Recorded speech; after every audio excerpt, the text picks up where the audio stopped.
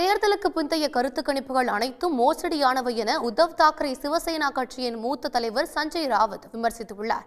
மகாராஷ்டிரா சட்டமன்ற தேர்தல் வாக்குப்பதிவை அடுத்து வெளியான கருத்து கணிப்புகள் பாஜக தலைமையிலான மகாயுதி கூட்டணியே பெரும்பான்மை பெற்று ஆட்சி அமைக்கும் என தெரிவித்தன.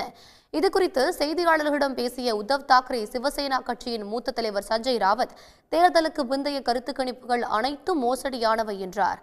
கருத்து கணிப்புகளை நம்ப தேவையில்லை என்றும் மகா விகாஸ் அகாதி கூட்டணி 160 இடங்களில் வெற்றி பெற்று மகாராஷ்டிராவில் ஆட்சி அமைக்கும் என்றும் அவர் தெரிவித்தார். देखिए, एग्जिट पोल इस देश में एग्जिट पोल एक फ्रॉड है। लोकसभा में हमने देखा है 400 पार देने वाले एग्जिट पोल आंकड़े आ रहे थे। हरियाणा चुनाव में कांग्रेस 60 से ऊपर जा रही है। अब महाराष्ट्र के आंकड़े दे रहे हैं।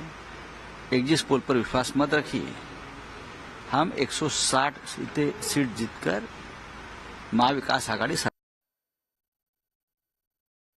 தேர்தலுக்கு பிந்தைய கருத்து கணிப்புகள் குறித்து கருத்து தெரிவித்துள்ள மராட்டிய மாநில காங்கிரஸ் தலைவர் நானா பட்டோல் கணிப்புகளை பொய்யாக்கி மகா விகாஸ் அகாதி கூட்டணி மாபெரும் வெற்றி பெறும் என நம்பிக்கை தெரிவித்துள்ளார்.